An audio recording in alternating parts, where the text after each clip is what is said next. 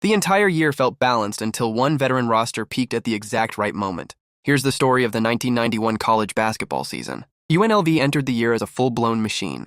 They returned almost everyone from their 1990 title run. Larry Johnson dominated inside with strength and touch. Stacey Augmon erased matchups with length and defense. Greg Anthony controlled tempo and dictated every possession. They blew teams out weakly and looked unbeatable. Arkansas rose as the nation's most dangerous counter. 40 minutes of hell pushed pace, pressure, and chaos. Todd Day and Lee Mayberry gave them scoring and control. Oliver Miller anchored the paint with size and passing. Ohio State surged behind Jim Jackson's all-around brilliance. He scored, defended, and carried them in tight games. Indiana climbed with discipline, structure, and Bob Knight's defense. Calbert Cheney became their go-to scorer. North Carolina stayed steady behind Hubert Davis and Rick Fox. Duke rebuilt its identity around toughness and execution. Christian Laettner became their anchor inside. Bobby Hurley pushed pace and controlled the offense. Grant Hill arrived and added athleticism and versatility. The regular season kept circling back to one question. Could anyone actually beat UNLV? They rolled to a 34-0 record entering the tournament. The bracket opened with chaos everywhere else. Ohio State fell to St. John's in a tight battle.